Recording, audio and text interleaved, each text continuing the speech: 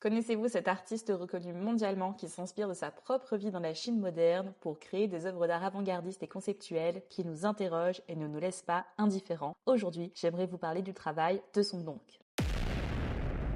Né en 1966, Song Dong grandit pendant la révolution culturelle sous le régime autoritaire de Mao Tse-tung, où purge massive, humiliation publique et destruction d'objets et de symboles culturels étaient monnaie courante. Son père lui-même fera partie des millions de Chinois envoyés dans un camp de rééducation pour avoir été soi-disant un contre-révolutionnaire. Song Dong voit son confort de vie brutalement anéanti par cette période de violence idéologique. Il est d'abord initié à la calligraphie et à la peinture à l'huile, mais il ouvre sa pratique à d'autres médiums comme la sculpture, la performance, la vidéo et l'installation. Il expose aussi bien en institution et en galerie que dans des jardins ou des espaces publics, brouillant volontairement les frontières entre art, vie quotidienne et espace social. Ces projets sont souvent composés de matériaux ordinaires et éphémères, chargés d'une forte valeur symbolique. À travers eux, Song Dong livre une mémoire intime et collective, façonnée par les privations, la survie et les transformations rapides de la société chinoise contemporaine. J'admire tout particulièrement une partie de son travail qui interroge à la fois la surconsommation et la rareté alimentaire, symptômes d'un monde malade, ancré dans son expérience de la Chine, où le gaspillage demeure courant, mais qui résonne plus largement avec une réalité que nous partageons tous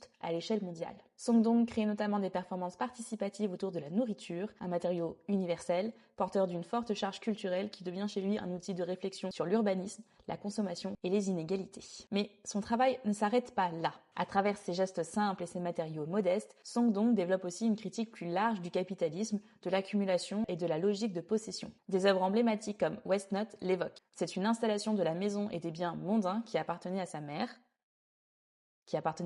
dans la pensée du dictum Wujin Qiyong, c'est-à-dire ne rien gaspiller car on a la peur de manquer, même quand les conditions de vie s'améliorent, et qui est sans doute une conséquence du traumatisme qu'a pu être la révolution culturelle.